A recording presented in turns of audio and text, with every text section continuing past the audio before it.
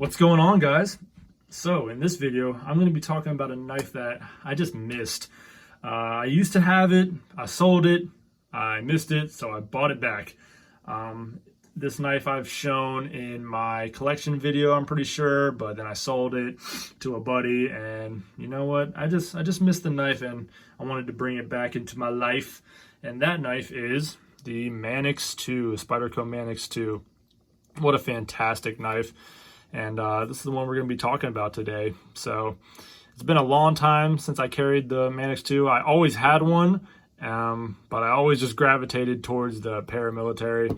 You know, just the PM2 is amazing, and I'd always carry that over the Manix. So that's why I kind of decided to sell it, because I just never carried it as much. But then, you know, I decided that I wanted to bring it back into my collection, and I like this version more than the last one I had. The last one that I had was just the full black on black version. But this is the stonewash on black G10, and this one's a lot better in my opinion. Just the last one that I had, for some reason, I don't know if it was just dirty and needed to be cleaned, honestly. It just wasn't as smooth as this one is, and you know, this being a new knife, of course, is going to be, you know, kind of smoother since it's all clean and stuff. But anyways, I like this one a lot. And yeah, we're just going to be talking about it today. I got a couple comparisons to show you guys, you know, how I do my just typical knife discussions. But yeah, let's take a look at this blade first. Now, I don't know if they've been doing this for a while now, or if I've just been out the Manix 2 game for a while. But I know when they first started coming out, they were satin finished, and also the DLC black coated blade was an option. But I don't remember them ever doing a stonewash, you know, as like their normal run-of-the-mill production Manix 2s. They may have done them in like sprints or something. I'm not sure. They may have been doing them forever, and I was just not aware of it. But this is like kind of new to me, and it is beautiful. The stonewashing is awesome on here. And it's not a rough stonewash. Let me get some good lighting right there. It's not a rough stonewash. The blade has like a coating on top almost. Not a coating, but it's sleek. It's really smooth. It's not like a rough stone wash that you see on some knives. It's like glossy. It's a glossy stone wash. Very, very similar to the one that's on the PM3 here. The same deal. This is the same exact stone wash, the same exact finish. And it's new to me, at least, and I really enjoy it.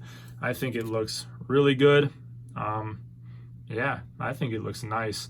You know, it's better than, I mean, I like my satin grinds and stuff. I mean, this knife is kind of dirty, my Endura here. But, you know, satin grinds are all right and stuff. But they did this stone wash very well. They nailed it. If you can see here, let me do this without cutting myself. They did them very nice. The exact same stone wash as you see on the Manix here and the PM3. Not even a PM3, the Para 3, my mistake. Yeah, very nice looking. I think they did a great job. Also, the G10 has changed a little bit over the years, if I'm not mistaken.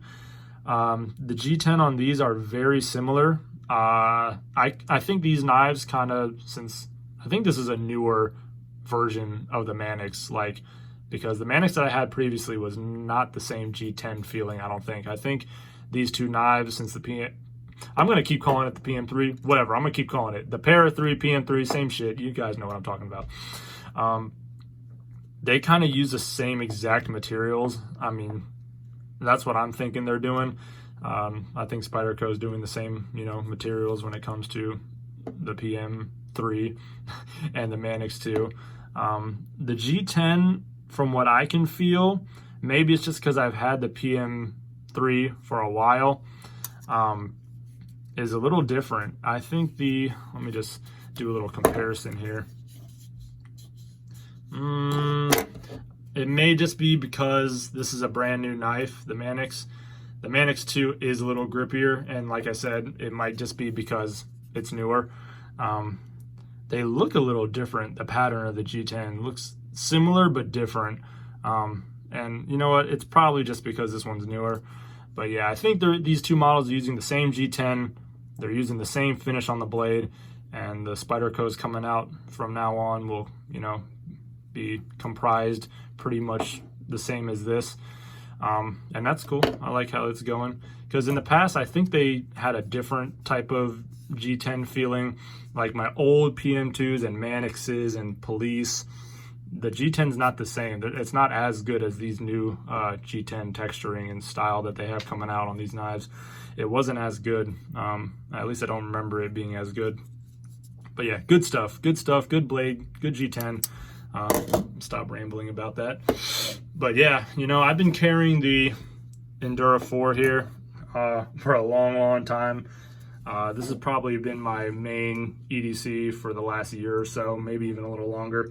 I just love it. This version in particular is just so good at almost anything that you can throw at it. So yeah, I've been using this a whole lot. But I just wanted to switch it up, you know. I always switch it up between paramilitaries, Enduras, now the Manix, other Spydercos, other Cold Steels, Hinder. What else do I carry? I carry a bunch of stuff. but yeah, let's talk about the actual Manix 2 for a little bit here. Let's go into the blade. We got a super nice full flat ground leaf shaped blade, slightly different from like the Endura, the paramilitary series. It has that leaf blade that some other Spydercos have, and it does great. I've used this last weekend to cut up some sausage that I was eating, and yes, I use pocket knives sometimes to eat my food. Hey, judge me. But it did absolutely amazing. That full flat grind can really slice through food like nothing. I mean, this is a really good food. I have trouble talking sometimes, guys. Just bear with me. Food prepping knife. This blade shape is really good at that. I didn't like cut open any extreme hard materials yet or anything. I'd just been carrying this knife for like the last 4 days or so.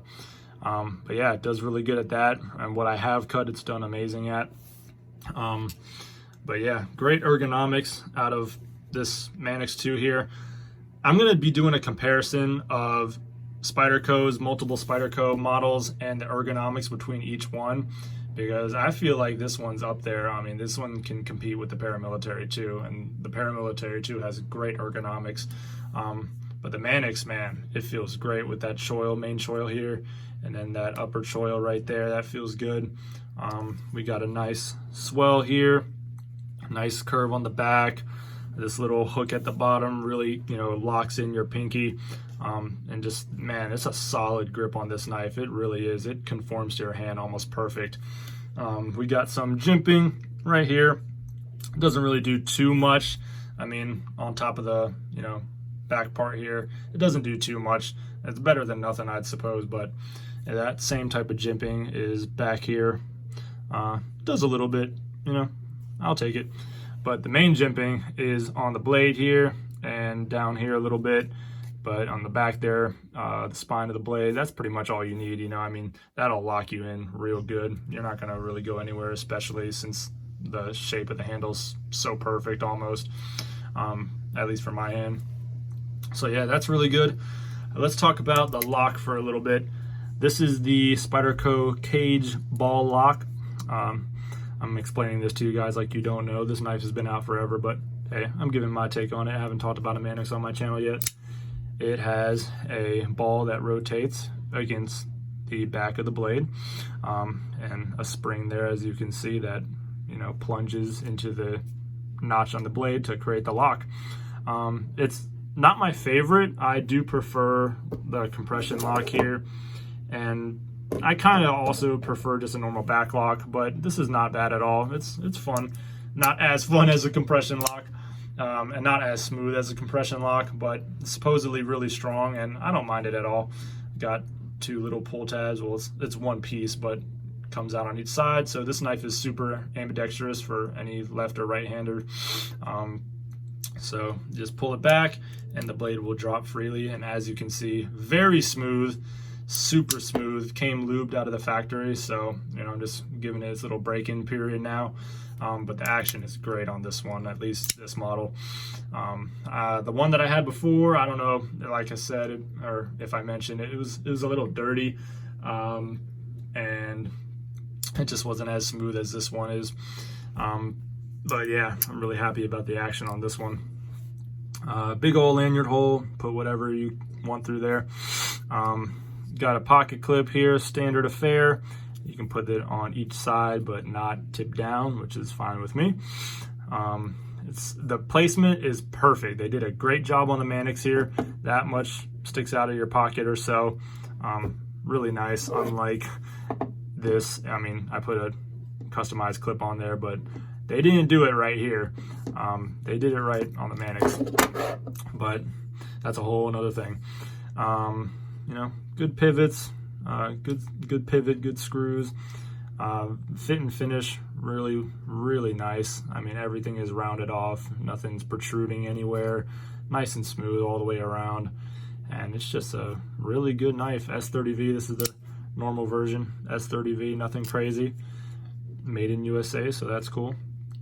Earth, if you didn't know. Got the maker, Eric Glesser, I believe his name is. Got his signature right there. And yeah, it's just a good knife. I've been really enjoying it.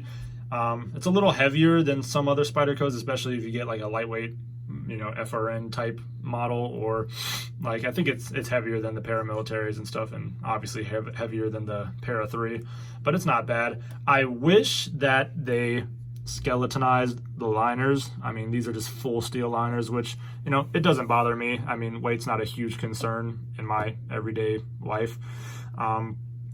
I carry heavy knives, it doesn't really bother me, but definitely for people with certain, you know, situations or needs, they do want lighter weight knives. And they used to, on certain models of the G10 Manix 2, they used to actually skeletonize them and, you know, save some weight. They don't do that on this version, and they don't do it on some of the other ones, but I know like the sprint runs that came out, like the blue ones way back in the day, they had the skeletonized liners. And I don't know why they stopped doing that. I don't know if it was just, you know, cost or whatever they're thinking. But when they did skeletonize the liners, I mean, it almost brought this knife down to like what the lightweight version of this knife is, you know, but you still have the G10, which is what I prefer. I mean, G10 just feels so much sturdier, feels more quality, and it is stronger, you know, not that any like FRN model isn't strong, they are, but I just, you know, prefer G10. It's just more premium feeling, and I like that. So, but yeah, I wish they were skeletonized, but not a super big deal. But yeah, that's pretty much it. Really enjoying it. Let me get a little slow motion, a satisfying slow motion of the opening here. So yeah, it's good. It's real smooth.